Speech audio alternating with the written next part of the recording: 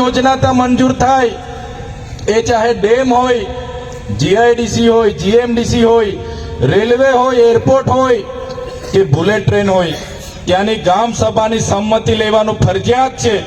ત્યારે ત્યાં કોઈ વડાપ્રધાન કાર્યક્રમ કરવા આવે, દેશના રાષ્ટ્રપતિ કાર્યક્રમ કરવા આવે, રાજ્યપાલ કાર્યક્રમ કરવા આવે કે રાજ્યના મુખ્યમંત્રી કાર્યક્રમ કરવા આવે, અનુસૂચિત 6 લાગુ છે. વિસ્તારમાં ગામ સભાની પરવાનગી ફરજિયાત લેવી પડે છે.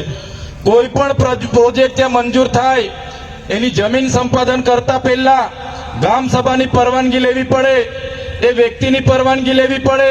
આ પ્રકારે પબ્લિક હિયરિંગ કરવું પડે. વિસ્તારનો આદિવાસી સમાજ આજે બચેલો છે. ત્યારે આજે ગુજરાતમાં પણ અંબાજીથી ઉમરગામના 14 જિલ્લાઓમાં બંધારણની કલમ 244ની પેટા કલમ 13 અંતર્ગત આપણને અનુસૂચિત 5ની જોગવાઈ કરીને બંધારણમાં આપણને આપી છે. સાથીઓ, આજે આઝાદીના 78 વર્ષ થયા, આજ દિન સુધી લાગુ નથી કરી.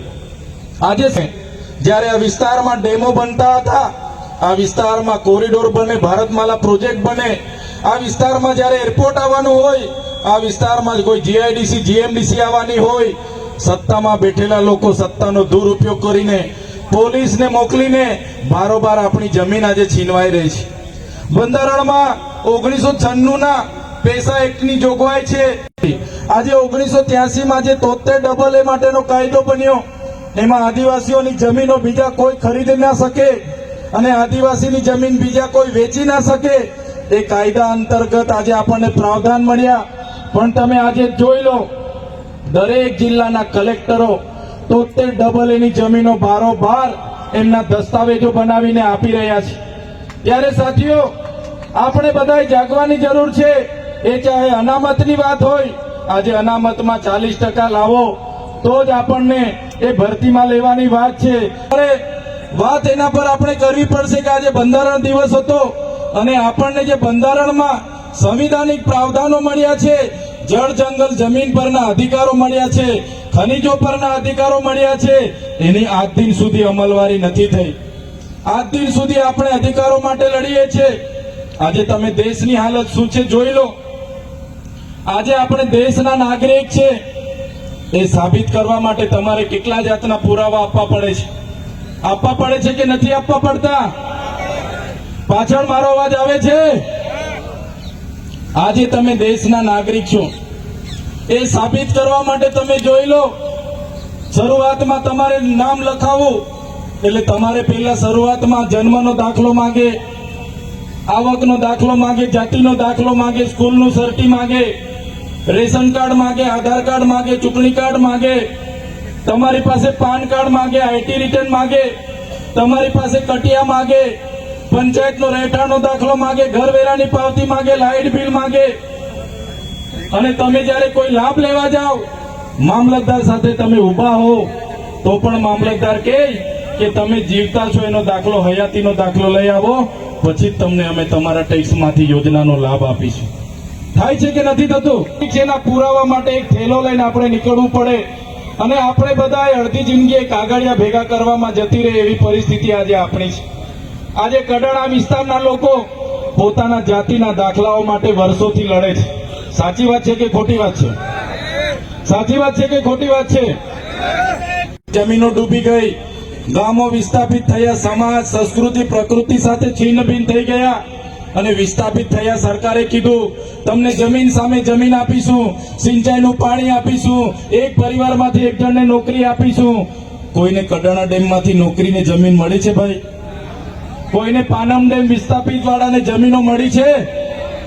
તમને નોકરી મળી છે? જ્યારે પણ દેશને જરૂર પડી, જ્યારે પણ પ્રદેશને વિકાસની જરૂર પડી, એ ચાહે નર્મદા ડેમ હોય, કડાણા ડેમ હોય, ઉકાઈ ડેમ હોય, પાનમ ડેમ હોય કે કરજણ ડેમ હોય, આદિવાસી સમાજ વિસ્થાપિત થયો છે, જમીનો આપી છે.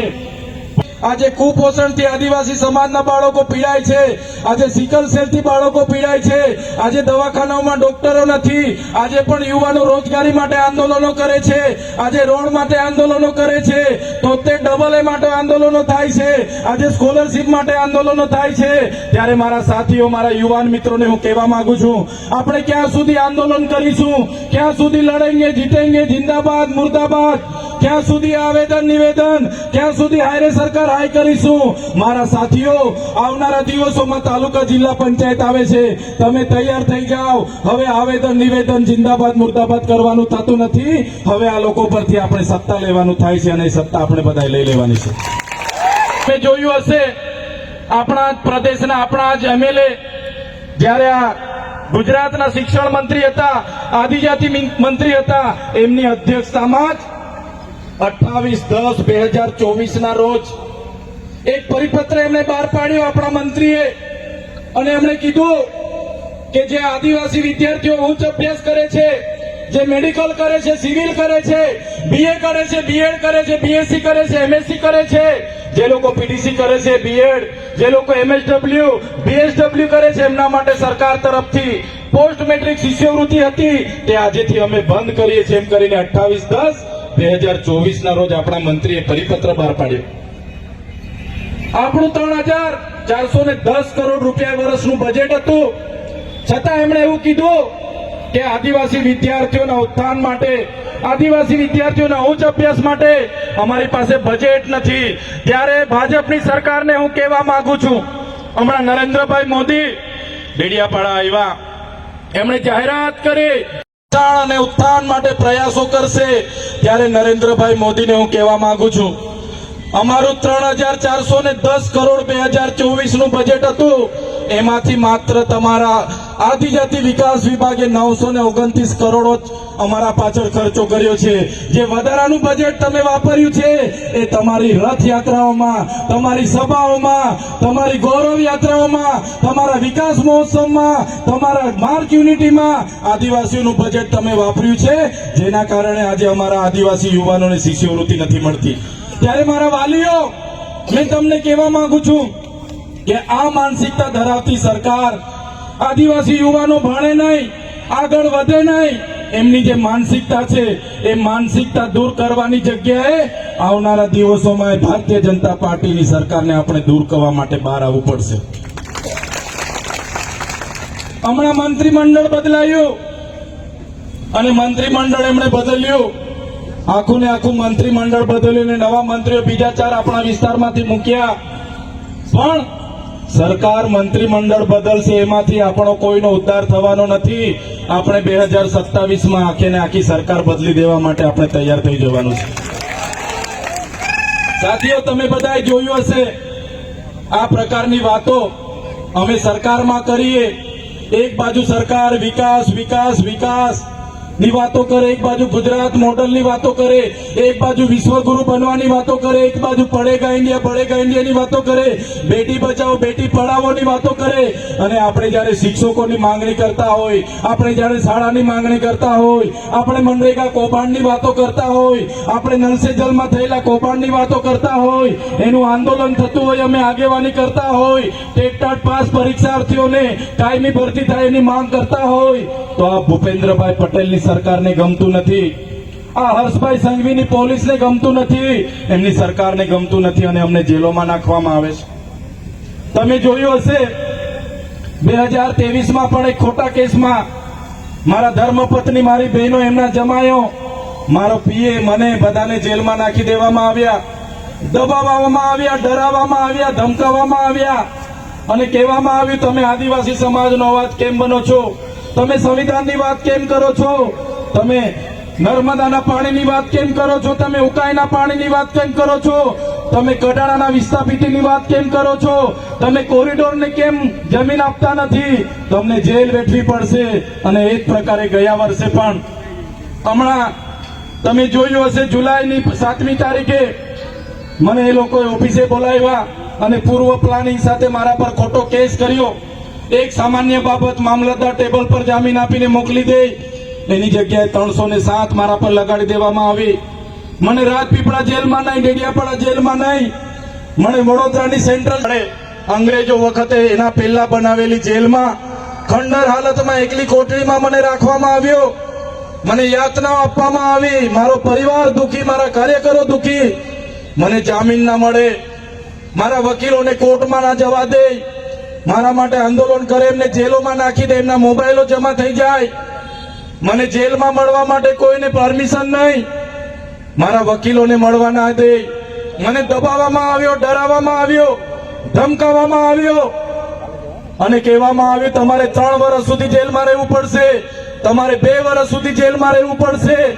અને મેં એ જેલમાં સાથીઓ તમે જોયું હશે, મેં વગર ગુને સાથીઓ જેલોથી અમે ડરતા નથી, અમારા સાથીઓ જેલોથી ડરતા નથી, પણ જ્યારે વગર ગુને જેલ વેઠવી પડે, વગર જૂને યાતનાઓ વેઠવી પડે ત્યારે દુઃખ થાય છે. અને એ દુઃખ સાથે અમે 80 દિવસ સુધી જેલમાં રહ્યા, એકલી કોટડીમાં રહ્યા હતું. પણ તમારા બધાના આશીર્વાદ હશે, ઉપરવાળાની મહેરબાની હશે, હું છૂટીને આવ્યો ને તમારી વચ્ચે આવ્યો છે. આ ઉત્તમ દાખલો છે.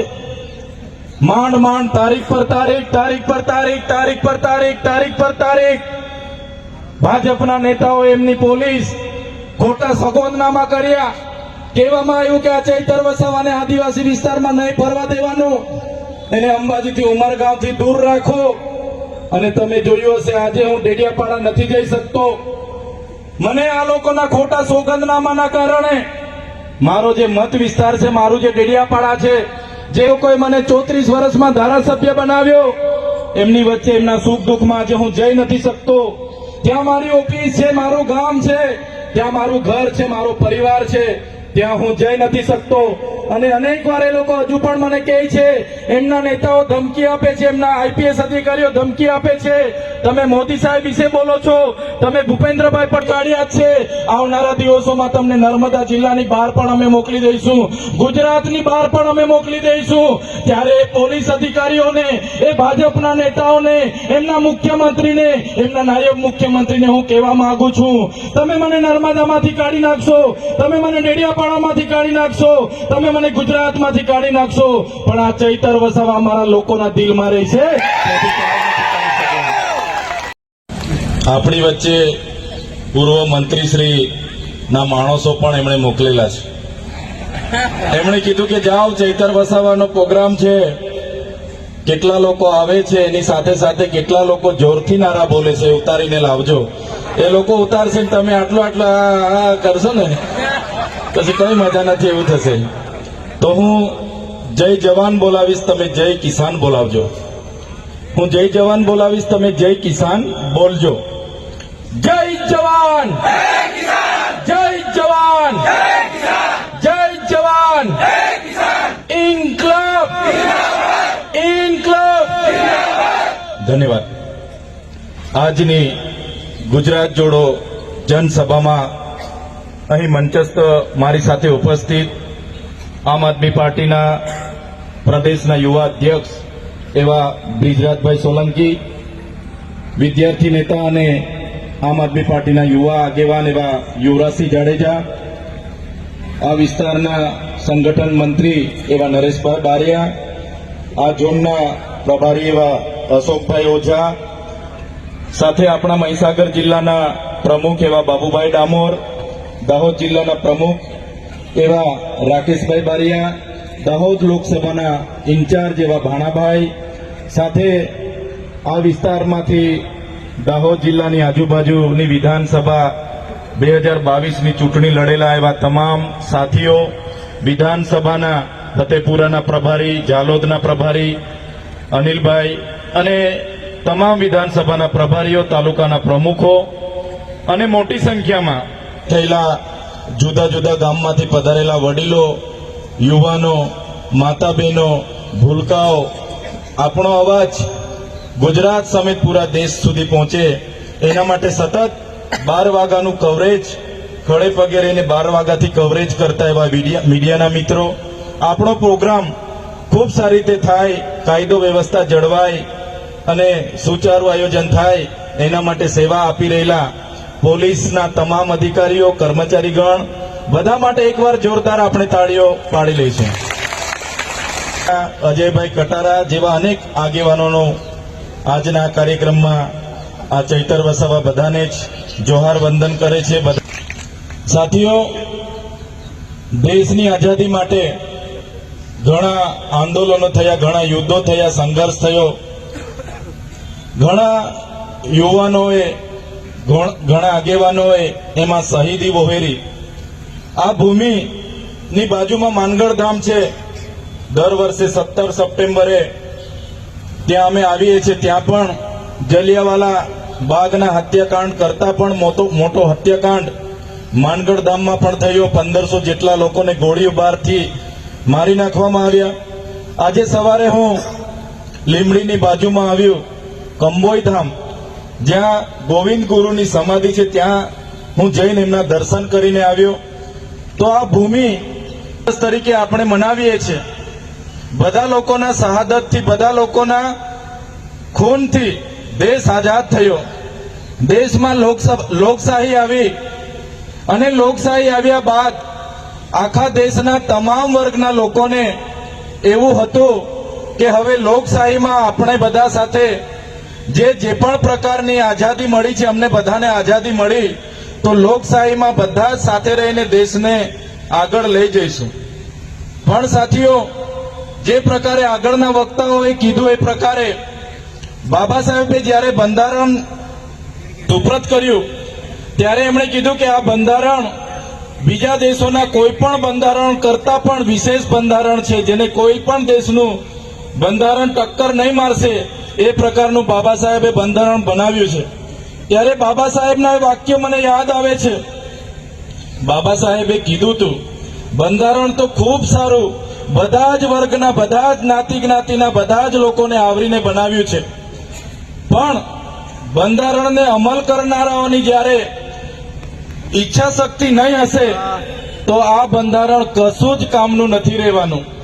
અને આજે તમે જોઈ લો, આજે દેશમાં જે લોકો રાજ કરી રહ્યા છે, દેશની આઝાદીમાં એમનું કોઈ યોગદાન નહોતું, અને એ લોકો આજે રાષ્ટ્ર ભાવનાની, રાષ્ટ્ર પ્રેમની, દેશની અખંડિતતા, આપણા સભ્ય હતા, એમણે બંધારણના આર્ટિકલ 371 અંતર્ગત આસામ, સિક્કિમ, મિઝોરમ, મેઘાલય, ત્રિપુરા, નાગાલેન્ડ જેવા રાજ્યોમાં અનુસૂચિત 371 અંતર્ગત એમણે દાખલ કરી. અનુસૂચિત 6 અંતર્ગત એ રાજ્યોની તમામ ગામ સભાઓને સ્વતંત્ર સત્તાઓ. યાત્રા સંતરામપુર ખાતે શું કરતો? આજે દાહોદ, આપણે મહીસાગર જિલ્લાના સંતરામપુર ખાતે આમ આદમી પાર્ટીની ગુજરાત જોડો જનસભા હતી. હજારોની સંખ્યામાં વિસ્તારના વડીલો, યુવાનો, માતા બહેનો અહીં ઉપસ્થિત હતા અને ઘણા ભાજપમાંથી, કોંગ્રેસમાંથી અને ઘણા બીજી પાર્ટીઓમાંથી પણ આજે આમ આદમી પાર્ટીની વિચારધારા સાથે જોડાયા છે. આજે સંવિધાન દિવસ પણ છે, આમ આદમી પાર્ટીનો સ્થાપના દિવસ પણ છે અને 11/26ના રોજ મુંબઈમાં પણ જે તાજ હોટલ પર હુમલો થયો દિવસ પણ છે, ત્યારે એને વિધિસર રીતે અમે શ્રદ્ધાંજલિ આપીને આગળનો કાર્યક્રમ ચાલુ રાખ્યો છે. મારી સાથે યુવા અધ્યક્ષ ગુજરાતભાઈ છે, યુવરાજભાઈ છે અને એના સ્થાનિક બધા પદાધિકારીઓ છે. કેટલા કાર્યકરો જોડાયા આજની સભામાં? તમે જોયું હશે, આ મહીસાગર જિલ્લો એટલે આખા ગુજરાતમાં નલ સે જલ કૌભાંડનું એપી સેન્ટર. આ જ વિસ્તારના દાહોદમાં મનરેગા કૌભાંડનું એપી સેન્ટર, 73 AA ની જમીનોનું એપી સેન્ટર. હમણાં ઝાલોદમાં એરપોર્ટના નામે જમીનો છીનવાઈ રહી છે. આ વિસ્તારમાં કડાણા ડેમ, કનમ ડેમ અને બીજા નાના નાના ડેમના લોકોને વિસ્થાપિતો કરી દીધા છે. હજુ પણ એમને વળતર નથી મળી, જમીન નથી મળી, હજુ પણ નોકરીઓ નથી મળી. સાથે આ જ્યાં આપણે ઊભા છે એ સંતરામપુરથી એ નગરપાલિકાના કેટલાક આગેવાનો હમણાં રજૂઆત કરવા માટે આવ્યા હતા કે ગટર લાઇનના કામો નથી થતા, સ્વચ્છતાના કામો નથી થતા, રોડ રસ્તાના કામો નથી થતા અને એક નાનું કામ કરાવવા માટે પણ લોકોએ ટકાવારી આપવી પડે છે. ભ્રષ્ટાચાર એટલો બધો છે. ત્યારે અમે આ તમામ લોકોને આહવાન કર્યું છે.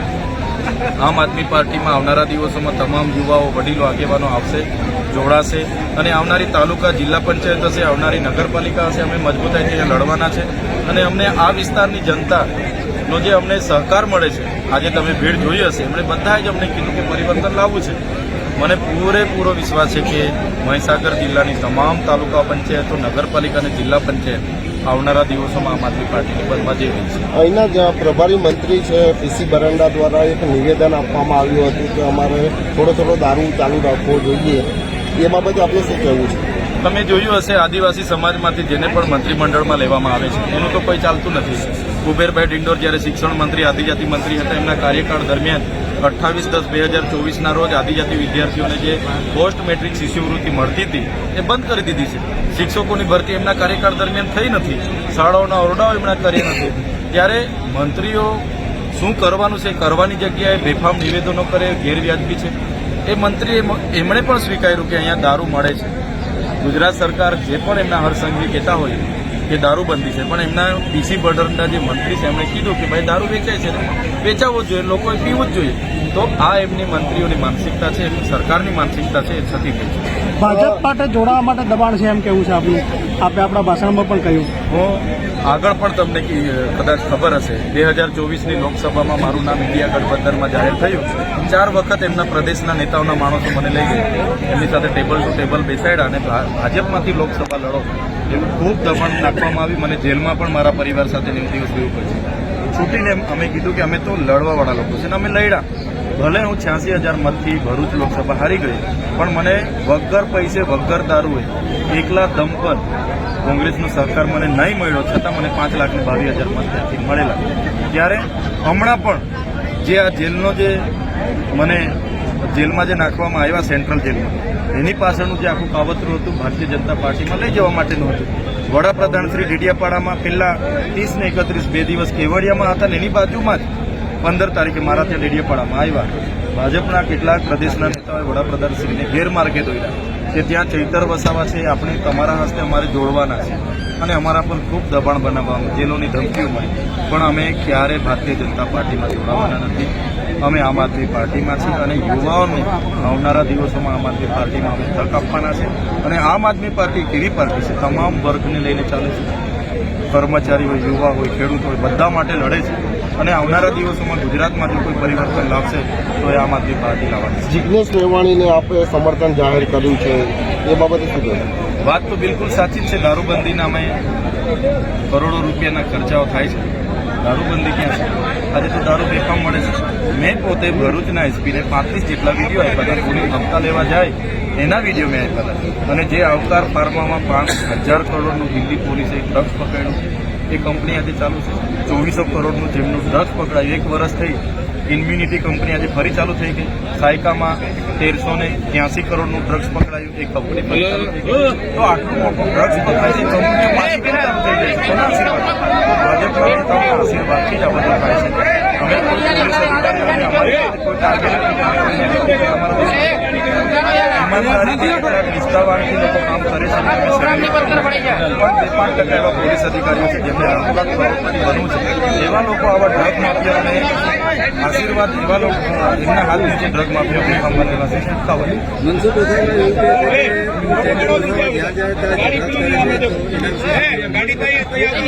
વસાવાનું માનસિક સંતુલન આજકાલ બરાબર ચાલતું નથી. ઘડીકમાં એવું કહે કે ચૈતર વસાવા દર્શનાબેન એક થઈ ગયા.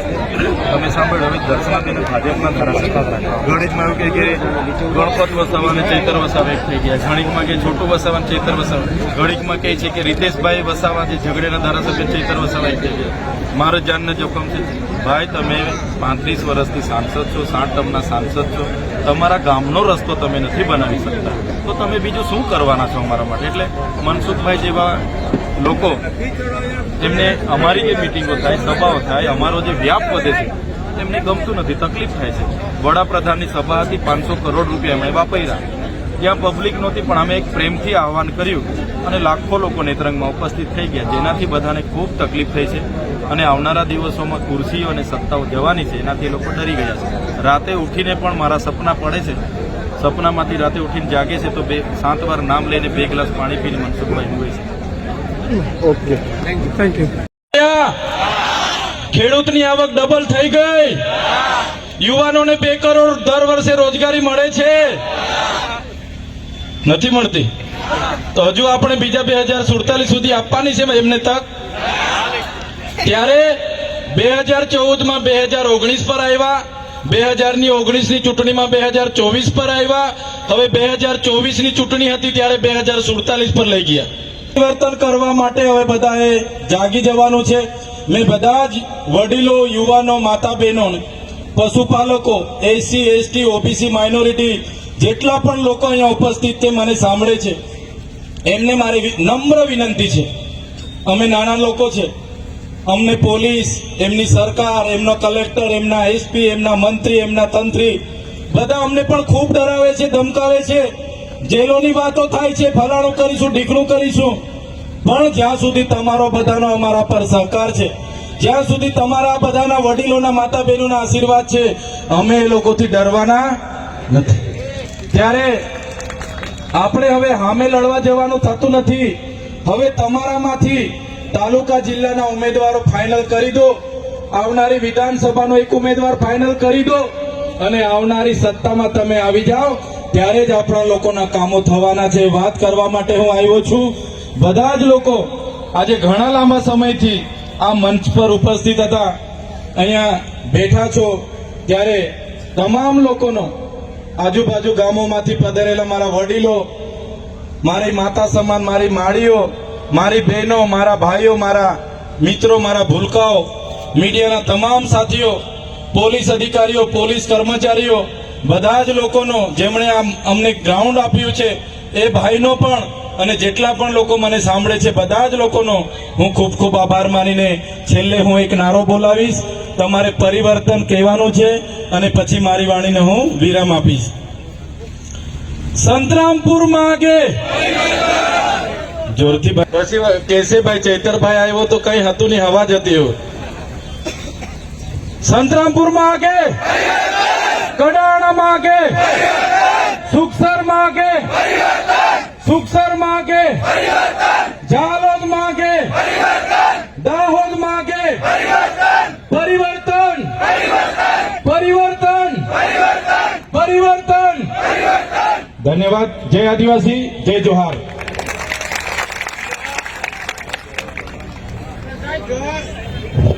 જોહર. ખરેખર ચૈત્રભાઈ